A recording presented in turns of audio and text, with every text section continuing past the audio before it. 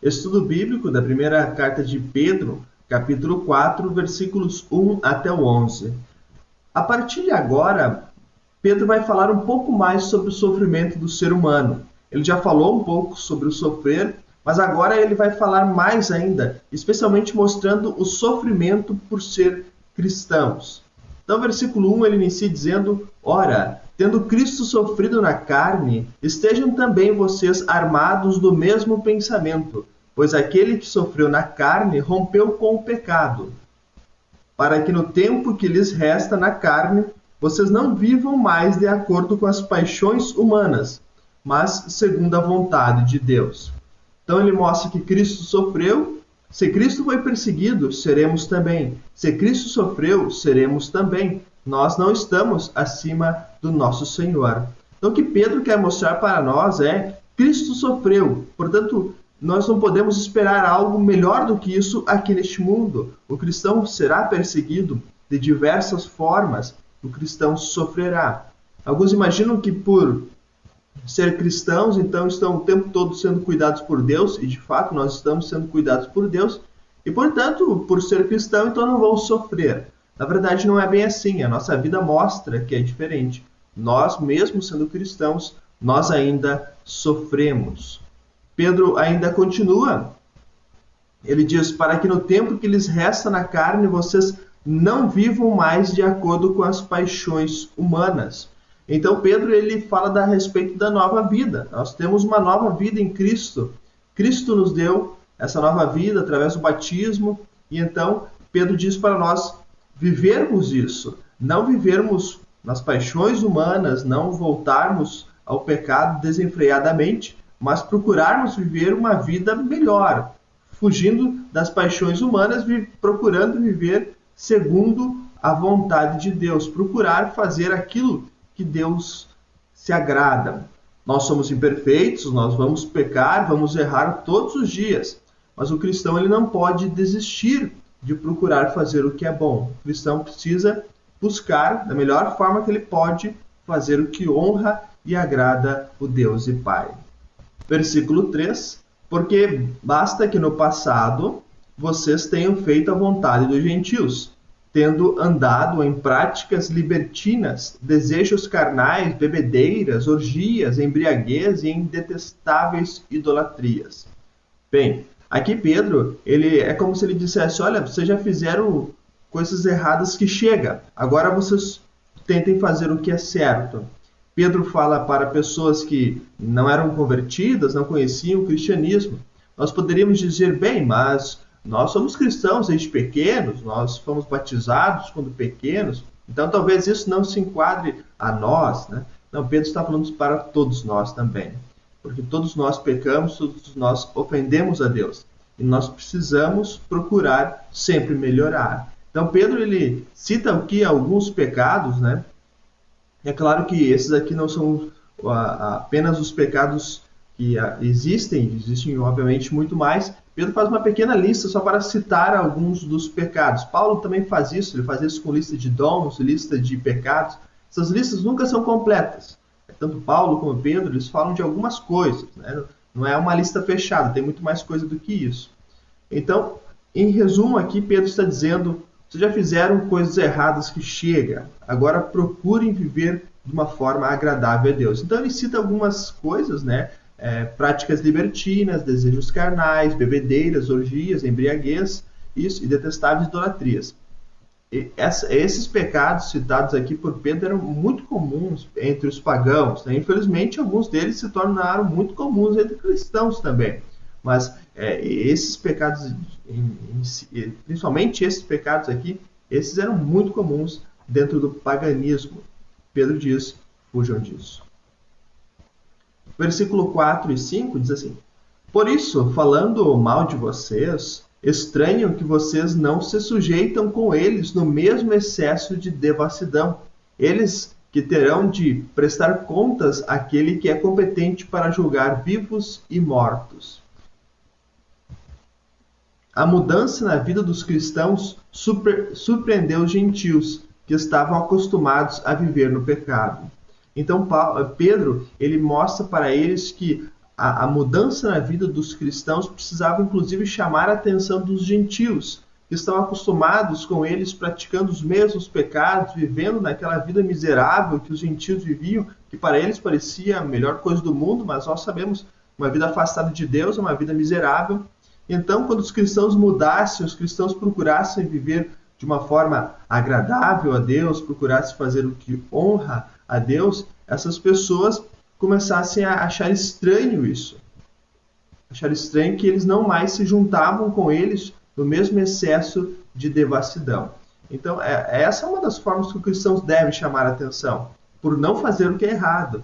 O cristão precisa chamar a atenção por buscar fazer o que é certo. E as pessoas, então, olharem para os cristãos e pensar, por que isso? E aí a gente volta no capítulo anterior, quando Pedro diz, estejam prontos para falar. Prontos para falar qual é o motivo da esperança que vocês têm. Seguindo, versículo 6, ele diz assim, pois, para este fim, o evangelho foi pregado também a mortos, para que mesmo julgados na carne, segundo os homens, vivam em espírito segundo Deus. Aqui um detalhe importante, que esse mortos aqui é pessoas que agora estão mortas, ouviram a pregação do evangelho. E esse versículo não tem ligação com o 3,19, que diz que Jesus foi e pregou os espíritos em prisão. Então, esses mortos aqui são pessoas que receberam a mensagem quando estavam vivas aqui neste mundo. Estavam mortos espiritualmente, né? Mas vivas aqui neste mundo e possivelmente agora já tinham morrido também. Mas é disso que está sendo dito. Não está sendo dito aqui que Jesus foi pregar o evangelho para aqueles espíritos em prisão para tentar convertê-los. Não tem nada a ver com o versículo 19. Simplesmente está dizendo que o evangelho foi pregado para que pessoas fossem convertidas aqui neste mundo. Essas pessoas estavam vivas. Em algum momento elas estavam vivas. Agora estão mortas. Ou pode ser também pessoas que estavam mortas espiritualmente, né? Todos aqueles que não creem em Deus, eles estão mortos espiritualmente. E ainda ele diz, né, no final aqui, vivam em espírito segundo Deus. Então, sempre Pedro ele volta a esse ponto. Viver segundo a vontade de Deus. Viver para a honra e para a glória de Deus. Procurar fazer o que louva ao Deus e Pai. Bem, repito, nós somos imperfeitos. Nós não conseguimos fazer isso perfeitamente. Nós vamos errar, nós vamos pecar todos os dias. Isso não quer dizer que nós podemos desistir. Vamos tentar, vamos buscar fazer o melhor que nós pudermos em tudo. Pedro, neste bloco, pede santidade, pede que os cristãos vivam conforme a palavra de Deus, para que os que não são cristãos possam achar diferente isso. E então venham até eles perguntarem a razão dessa fé. E assim é possível dar o testemunho.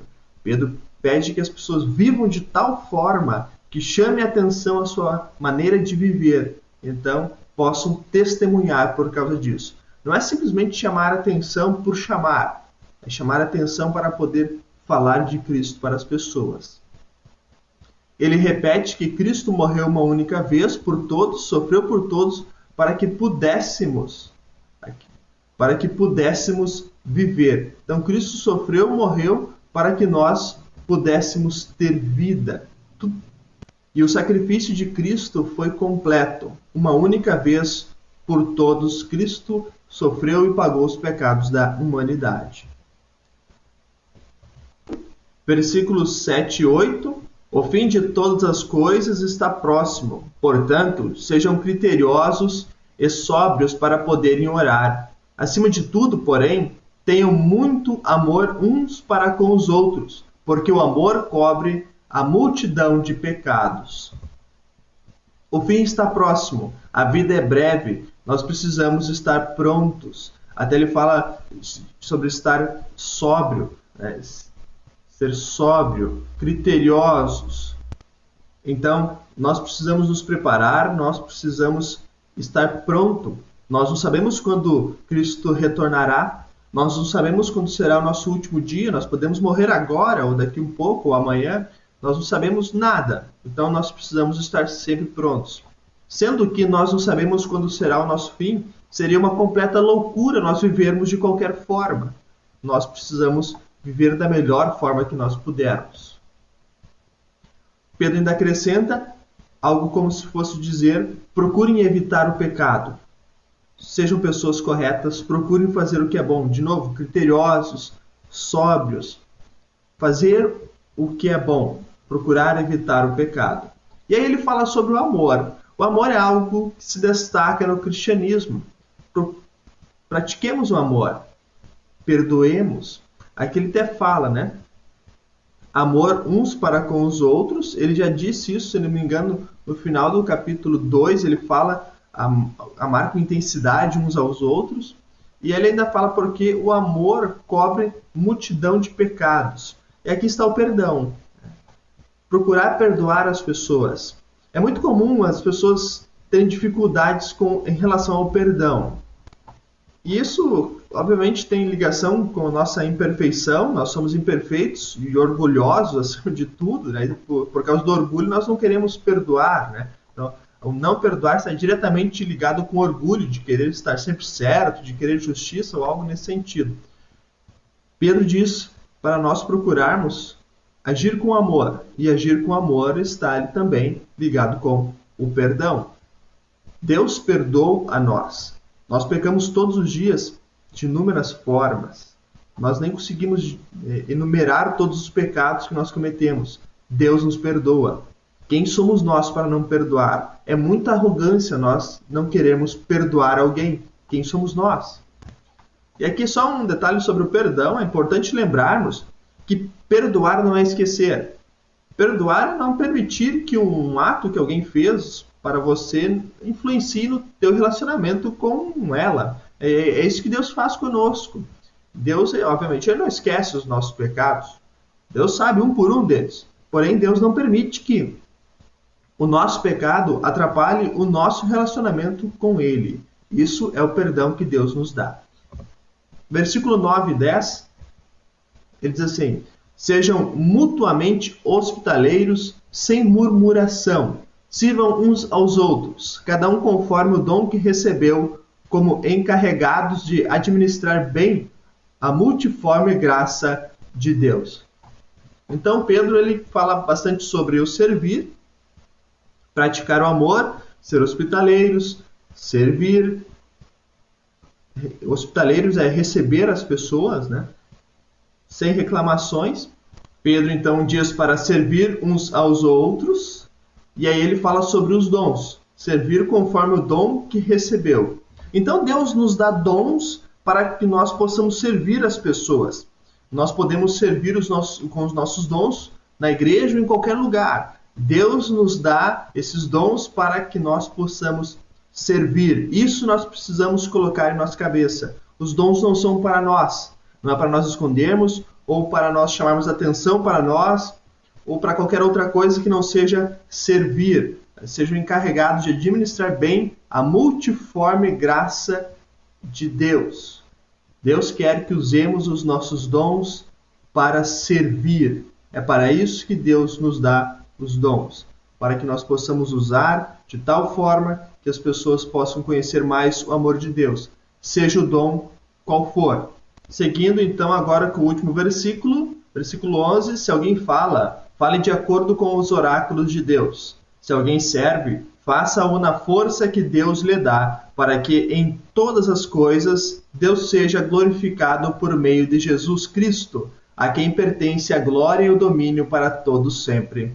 Amém. Bom, esse versículo aqui ele resume muita coisa do que Pedro escreveu até agora. Se alguém fale de acordo com os oráculos de Deus, né? Falar de acordo com a palavra do Senhor, não conforme o que nós queremos que seja dito. Então, não falar algo para agradar pessoas, mas falar aquilo que está relacionado com a palavra de Deus. Se alguém serve, faça-o na força que Deus lhe dá. Fazer conforme Deus concede a cada um. E em tudo, Deus seja glorificado. A glória sempre pertence a Deus. E nós precisamos glorificar a Deus. Por isso, em resumo, Pedro pede neste versículo que façamos tudo conforme a palavra de Deus. Em tudo, a nossa vida precisa ser assim. Procurar fazer tudo para a honra e para a glória de Deus. Procurar fazer tudo conforme a palavra do nosso bondoso Deus. Então, nesta sessão, do capítulo 4, versículos 1 até o 11, Pedro fala bastante sobre viver a vida santificada, procurar honrar a Deus com palavras e atitudes, servir as pessoas. Que Deus abençoe a cada um de nós, que de fato nós possamos procurar viver essa nova vida que Cristo conquistou para nós, que guiados pelo Espírito Santo possamos procurar fazer o que é bom e agradável ao nosso Deus e assim possamos também servir as pessoas. Deus abençoe a cada um. Amém.